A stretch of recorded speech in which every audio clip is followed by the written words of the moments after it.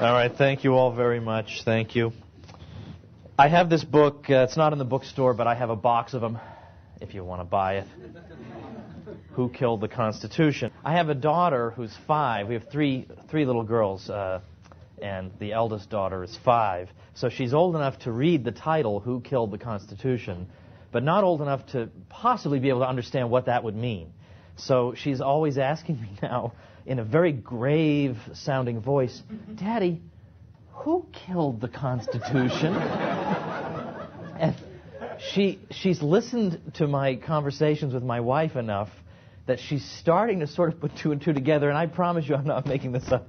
The other day she said, was it John McCain?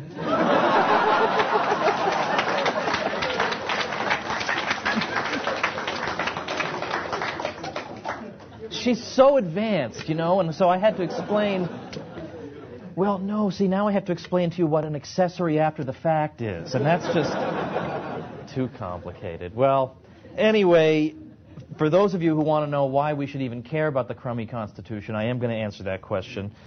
The subject is who killed the Constitution. This is a subject that's been of interest to me because I've written a lot about American history. That's my main field. I write about a lot of subjects because I have a short attention span, basically, but American history has been the focus of a lot of my work, and it's the field of my PhD. So when I did my previous 2 American history books, which is, Jeff mentioned the book 33 Questions About American History You're Not Supposed to Ask, and then before that, The Politically Incorrect Guide to American History, I did those sort of having in mind myself as an 18-year-old and thinking, what would have saved me hours and hours and hours and hours of frustration? Like, what information do I wish I had known? Do I wish somebody had just told me about when I was 18? And I just put all this in those 2 books, so as to save you agony and frustration, you know, so that when you're hearing stuff in your classroom about, well, you know, without the government, everybody would probably be scraping around, you know, barely surviving and earning 3 cents a day, and thanks to the government, you know, we're doing as well as we are. And you hear this all the time, you think, you know, this just sounds like propaganda to me. You know, this can't possibly be right. Well, you know, okay, so I put together sort of some of the answers to these things. And so that was really satisfying to me, to finally be able to do this and thinking, you know, that if I'd had this 16 years ago, I could have saved myself, oh, wait a minute, no, now I'm turning 36. Oh, so 18 years ago. Gosh, I just missed 2 years of my whole life there somehow. Well, in any event, so I've a lot of what I've done, though, has had something to do with the Constitution. And when you talk about the Constitution in libertarian circles, I don't mean to assume that people are libertarians. You could be an Austrian without being a libertarian, I suppose.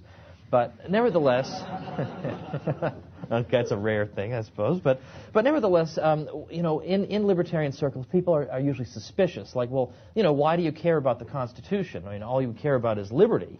You know, the Constitution is ultimately unimportant compared to the subject of liberty, really. So who even cares about the Constitution? And to a certain extent, that's all well and good, and I share that view very, very much. And in fact, the most radical expression of that view comes from our good friend Lysander Spooner. Thank you, Max Raskin. Mr. Brownie Points in the front. That's right. Lysander Spooner, with his book No Treason, The Constitution of No Authority, in effect makes the argument that given that I, as an individual, I never signed any document indicating I'm going to follow the Constitution. No one ever got my consent to this. So in what way can it possibly be binding on me or anybody else who's alive right now? And, you know, at first, you know, maybe the first time you hear that, it's really shocking and radical. But in fact, when you think about it, there's a certain sense to that. There's no other aspect of life in which we would accept this principle for 1 second, that a group of people hundreds of years ago signed some document, you know, or they ratified some document, so you're stuck with it, man. I mean, like this, there's no other aspect of life in which you would accept that. So I do like Spooner, and I really don't see there's any way to answer his argument. And what impresses me, one of the zillion things that impresses me about my wife, is that without having read Spooner, one day I was talking to her about the Constitution, and she simply said, well, so what about this Constitution? Like, why is it binding on anybody? You know, like, I thought, oh my gosh, it's like you've got the brain of Spooner. You haven't even read him. This is great. Oh, my gosh. So once again, it's been confirmed, zillion times over that this is the woman I needed to marry. Okay.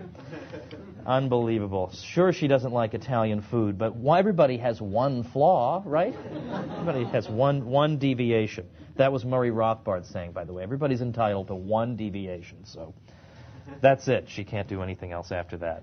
So why do I write about the Constitution then? Well, for two main reasons. One is I think it's useful to use the Constitution as a bludgeon against the federal government, just to be able to say, look, they don't even follow their own crummy words. I mean, that's kind of interesting to note that, to show that they're even worse than you think. I mean, not only are they killing people, but, they don't even follow their own crummy thing that they force everybody to learn about. In fact, I was on some show a few years ago, and one of the hosts, the conservative, said how wonderful it was that Senator William Byrd Robert Byrd. William Byrd is the old Virginian in the 17th century. That's my historian brain at work there. But Senator Robert Byrd had introduced this measure saying every September, 12th or something, all school children in the country are going to study the Constitution. And this conservative host thought that was wonderful. And I thought, isn't this unbelievable? The conservative thinks it's wonderful that the federal government is unconstitutionally forcing people to learn about the Constitution. The Constitution gives them no authority to tell school systems what they're going to teach on what day. So I thought, anyway. So they don't even follow their own words. I think that's a useful proselytizing point. But secondly, for me, it's interesting to see how it is that you come up with these parchment limitations on government power, these constitutions. It's interesting to me to see how they wiggle out of it. Every attempt to restrain their power winds up somehow increasing it. This is a fascinating phenomenon. How do they wiggle out of this? When the federal Constitution limits the power of Congress to just a few powers, how do they get out of that? It's fascinating. You just cannot contain this institution. And so that, I think, is useful in order to reach people who are sort of old-fashioned constitutional conservatives, as I used to be, to show them that this instrument that you're using to restrain this institution can't possibly work. And here are examples of it not working. And it's also worth noting, by the way, of course, that the same institution that the Constitution is supposed to restrain gets to interpret that Constitution. Well, so what do you think is going to happen? You think they're going to say, well, we sure would love to draft you people into the Army, but Constitution doesn't let us do that. I mean, what are the chances they're going to do that? I mean, of course they won't. They'll just interpret it in their own favor if they have a monopoly on interpreting it. So we have that problem with constitutions. There's no way to keep them limited because the government itself is the interpreter. And secondly, the government itself typically is the one educating you. It's most of the time it's some government institution. So when you read in your government-approved textbook, you don't usually see, here's where they unconstitutionally started drafting people, and here's where they unconstitutionally started banning all these substances. And somehow that just doesn't show up. Instead, you're taught that one of the virtues of the American system is how flexible it is, that the government can come up with all new things to do all the time, and it's not bound by anything. I mean, honestly, you're taught that. Isn't it wonderful that Supreme Court judges can just invent new things the government can do? In fact, when the subject of conscription came up before the court, the one time that you actually get some kind of attempt to speak about this, we have Justice Taney wrote about conscription. But then the selective draft law cases in 1919 were very interesting. When the subject came up of, is the draft constitutional, the answer that was given was not even to really look at any arguments, but to say, well, yes, of course it is. I mean, the United States is a sovereign power. Sovereign powers can draft their people. I mean, that's the whole argument. And in fact, one of the footnotes in the decision said, look at all the countries in the world that conscript their citizens. You've got the Empire of Germany, the Empire of Japan, the Empire of Russia, and they just go down all this list saying, so what are you saying? I mean, is the U.S. just going to be one of them loser countries that doesn't draft its people? I mean, that was the argument. It's actually in there. Look at all these countries that do it. All the cool countries are doing it. So there's no real attempt to actually reckon with the serious issues at stake. Any of you who haven't read Daniel Webster, who was a senator from Massachusetts, his speech on conscription, which he gave in 1814, in D.C. He was a congressman and later a senator. You really owe it to yourself to read this thing. It's absolutely fantastic. I mean, it's not just a constitutional argument. It's also an argument about the tyranny involved in the institution of conscription.